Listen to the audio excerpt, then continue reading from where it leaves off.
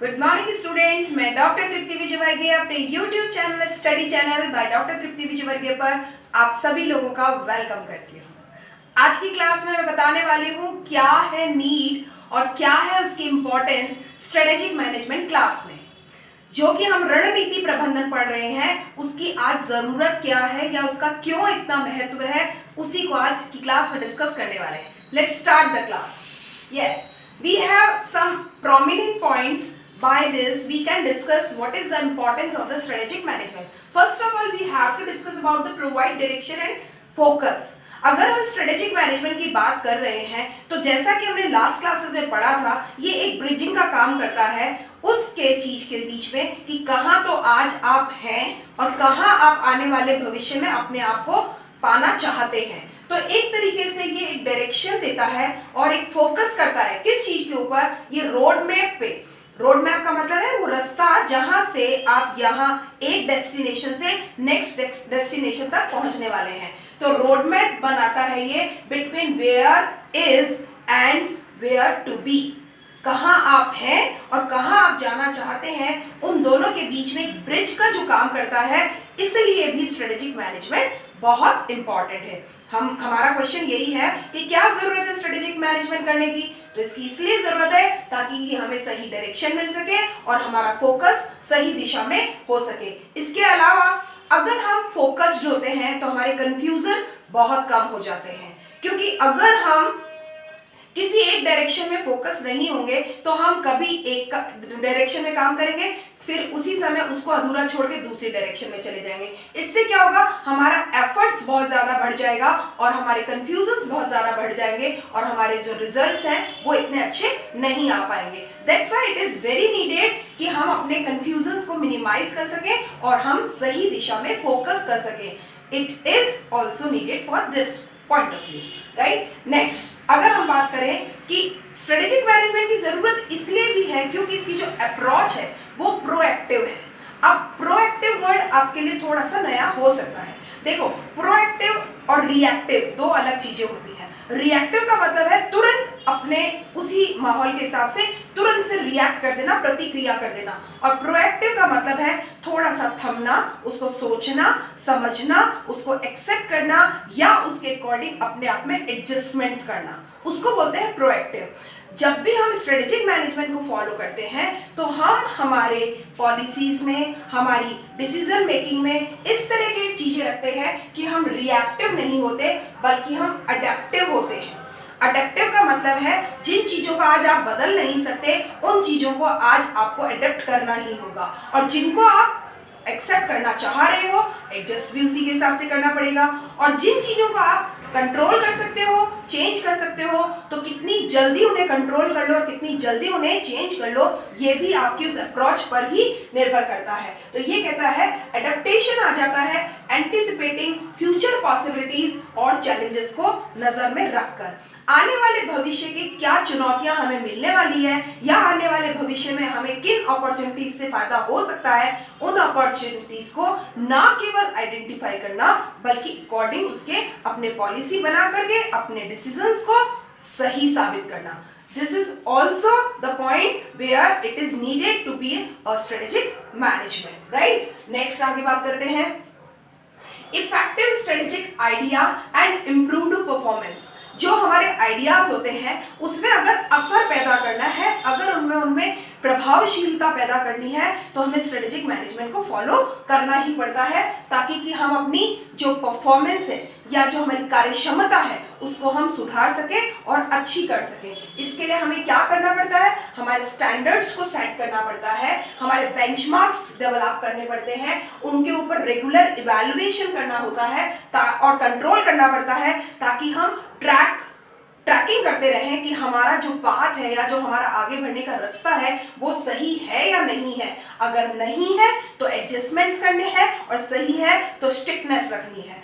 It is very necessary to check whether we are going on the right track और नॉट। और ऐसा अचानक नहीं होता, ऐसे ही नहीं होता। इसके लिए हमें बहुत थॉट प्रोसेस डेवलप करना पड़ता है। अपने स्टैंडर्ड्स और अपने बेंचमार्क्स को सेट करने के बाद उनके साथ उनकी वेरिएशंस चेक करते रहना पड़ता है, तब कहीं जाकर के हम ये मान पाते हैं कि हम सही दिशा में जा रहे हैं या नहीं जा रहे हैं। इसी कारण से स्ट्रेटेजिक मैनेजमेंट की इंपॉर्टेंस बढ़ जाती है। और आगे बढ़ते हैं, रिसोर्स का एलोकेशन होता है। हमारे पास जो भी अवेलेबल सोर्स और रिसोर्स होते हैं उनको हम किस तरह से एलोकेट करेंगे। ध्यान देना, सोर्स वो चीजें होती हैं जो हम इंसानों ने बनाई होती है और रिसोर्स वो चीजें होती हैं जो हमें गॉड गिफ्टेड होती है या नेचर गिफ्टेड होती है। जितनी भी प्रकृति से मिली हुई चीजें या भगवान की तरफ से दी हुई हमारे गिफ्ट्स हैं वो सब रिसोर्सेज है। अब उन रिसोर्सेज में एक इंपॉर्टेंट रिसोर्स है, दैट इज ह्यूमन रिसोर्स, यानी इंसान, उसको हम कह सकते हैं एनर्जी। तो अगर हम बात करें रिसोर्स एलोकेशन की तो हम 3 चीजों पे फोकस करते हैं, that is TMNE, time, money and energy.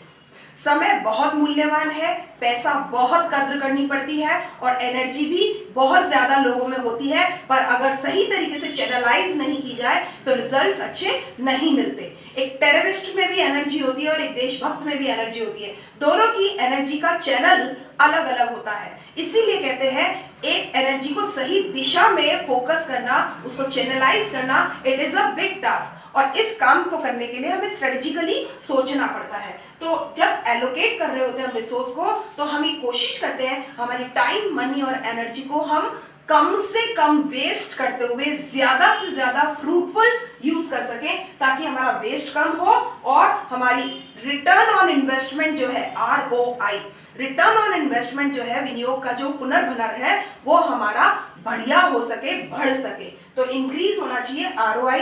इन सब कारणों से भी हमें स्ट्रेटेजिक मैनेजमेंट की जरूरत पड़ती है। आगे बढ़ते हैं, कॉम्पिटिटिव एडवांसमेंट या एडवांटेज हमें लेनी हो तब भी हमें स्ट्रेटेजिक मैनेजमेंट की सोच की जरूरत पड़ती है। इसका ये मतलब होता है हम स्वॉट के जरिए, स्ट्रेंथ, वीकनेस, अपॉर्चुनिटी और थ्रेट के जरिए, जो कि एक्सटर्नल और इंटरनल दोनों होती हैं और पॉजिटिव और नेगेटिव दोनों होती है, इन दोनों चीजों को हिसाब से एनालाइज करते हुए हम अपने स्ट्रेंथ को कैपिटलाइज करें और अपने वीकनेसेस को मिटिगेट करें, यानी उन्हें ओवरकम करें, उनको कम से कम करें, उस पे अपना कंट्रोल पूरा कर लें।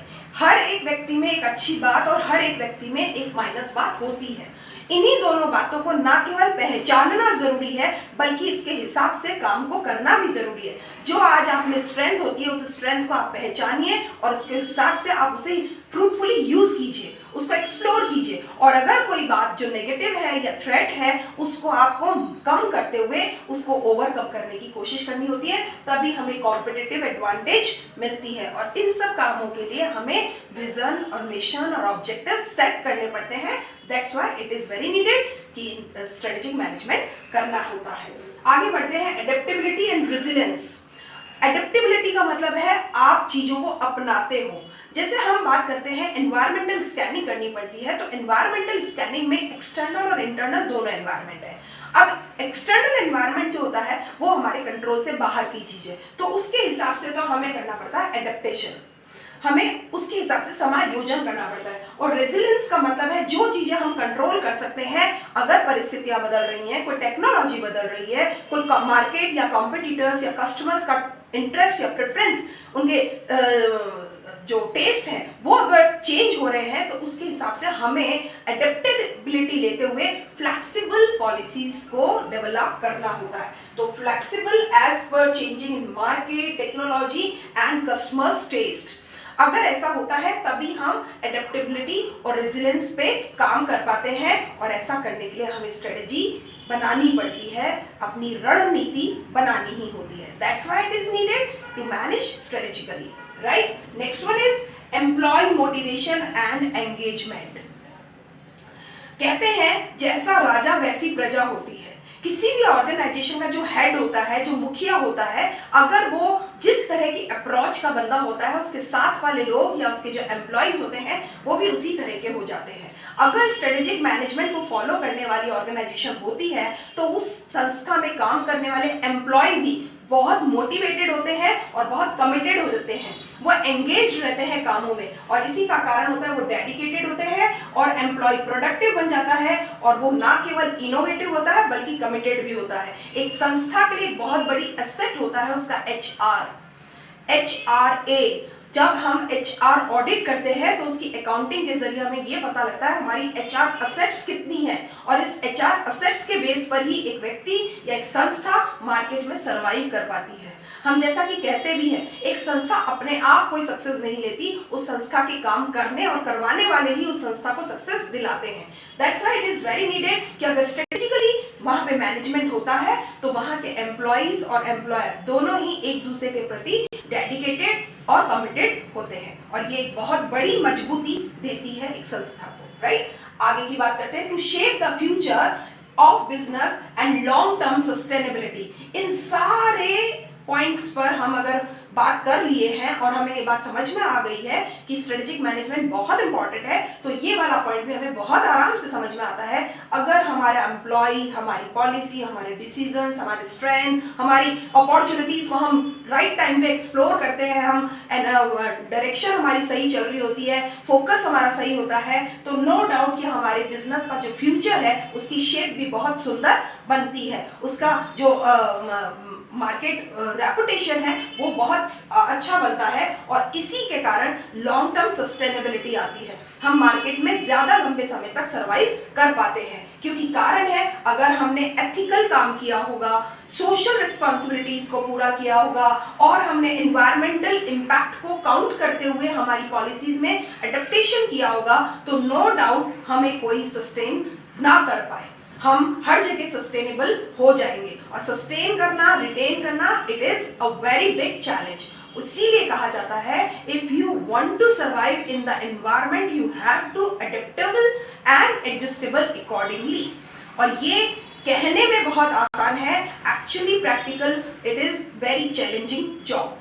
तो ये काम करने के लिए हमें स्ट्रेटेजी को फॉलो करना होता है, उसे डेवलप करना होता है, हमें टाइम टाइम पर इवैल्यूएट करना होता है, हमें रिसर्च और डेवलपमेंट में बहुत फोकस करना होता है, ताकि हमें पता लगा सके कि आज सराउंडिंग्स में जो चीजें हो रही हैं उसके हिसाब से हमें बदलाव किस लेवल तक और कब शुरू कर देना है। और इसी के आधार पर ही ऐसा हम तब कर पाते हैं जब हम स्ट्रेटेजिक मैनेजमेंट को अडॉप्ट करते हैं, या हमारी जो डिसीजन मेकिंग है वो स्ट्रेटेजिकली बनाते हैं। एक रणनीति में जीतने के लिए रण के कौशल होना बहुत जरूरी होता है, इसीलिए प्रबंधन में रणनीति का प्रबंधन इंपॉर्टेंट है।